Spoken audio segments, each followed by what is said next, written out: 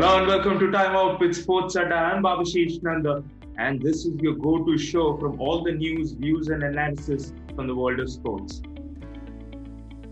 Right then, today we have Anurag Singh with us, and yes, Anurag has been a cricket fanatic for a while, follows every other sport as well. But cricket is something that he's pretty close to, plays wonderful cricket too. I've played some cricket with him to understand that. But today, Anurag, we are here to preview the third test match between India and Australia. What are your first thoughts? First thoughts, I think India is taking this home. 2-1 for India here. I think with the addition of Rohit Sharma here, India looked a little bit on the heavier side, and I think it's India that's taking the series home. Yeah, and of course this is the Sydney cricket ground, and historically India have been brilliant there. I mean, it's a batting paradise as they call it. Yeah. More importantly, I mean, the average first inning score is about 317, which tells you a very good idea of how good this pitch is. And 705 for 7, the highest total scored on SCG, of course, belongs to India, thanks to that iconic double hundred. I think it was his third double hundred by Sachin Tendulkar. Excellent innings, so wonderful memories for India, and of course it spins, so all the better for Ashwin and Jadeja. Looking forward to this test match. 7th, let's see how it goes. Okay, just before we get into the player updates, as you mentioned, Rohit Sharma is back. He's joined the Indian nets and he's had a couple of hits. The first nets that he did, he was actually troubled by flies. He was swatting them all through. But as far as the other batsman is concerned, of course, the latest news that we've got just when we started recording this is that KL Rahul, he's been ruled out of this entire series. He has a sprained wrist, so he has to travel back to Bangalore, and the rest of the rehab will happen in NCA. Now, there is one change definitely with Umesh Yadav being done for the series as well. Firstly, who's that bowler that you think will come in and replace Umesh Yadav? And what is the India's opening combination that you're looking for? I think Natarajan would come in. Surprising to see how he travelled to Australia as a net bowler, and he's going to come back with a cap in all 3 formats if he plays tomorrow. So I think, and he's a quality bowler. He's proven himself in the IPL. So I think he would come in for Umesh, and Rohit would obviously like to open. So I think he'll go at the top. So again, now with Shubman playing decently well in the last game, Prithvi is still out of contention.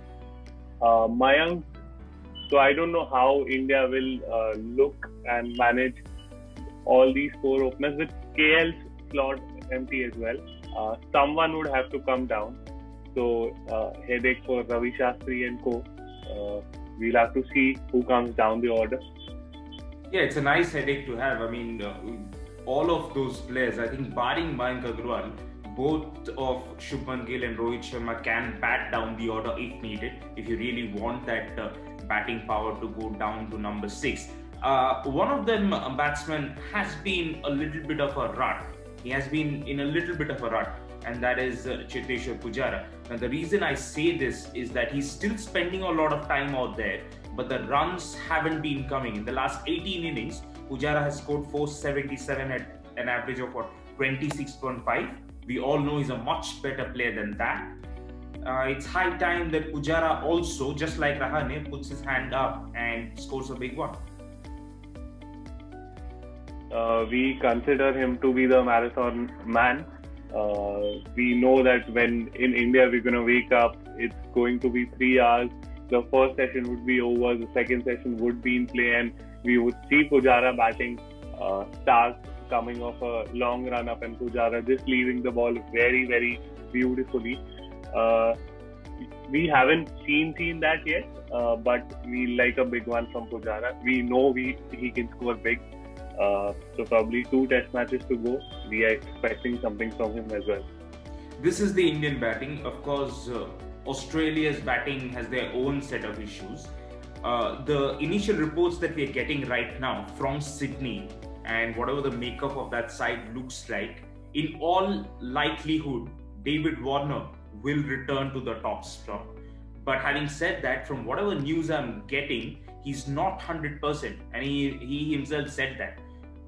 How much do you think is it right for Australia to play a 70-60% fit David Warner right at the top?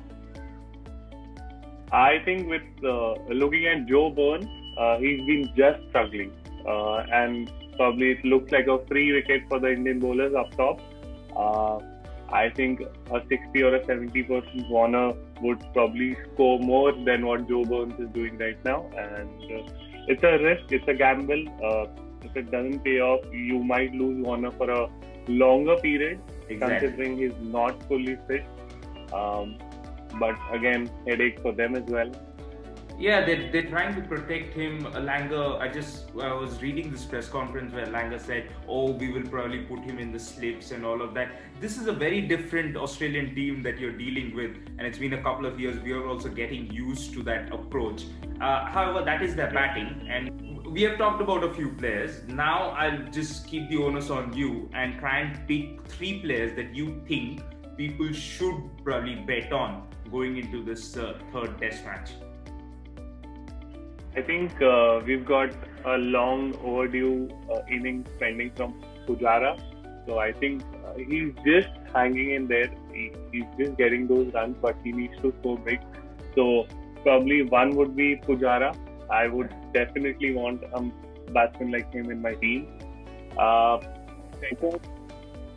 The kind of bowler Nathan Lyon is, I know he goes for runs, but he always has wickets in his column.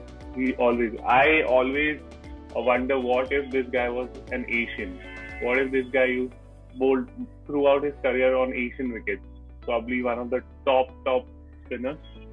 And if you ask me the third person, I would go with a dark horse. I would put my money on Shubman Gill. He's shown the maturity of a person playing Test cricket for 7-8 years now. He's got a calm head on his shoulder. So I think Shubman Gill would be my dark horse in this game. Rohit Sharma is returning back after a long time. Obviously, we would all love a good innings from the Indian vice captain right now. But I would definitely go for the 3 picks that I mentioned.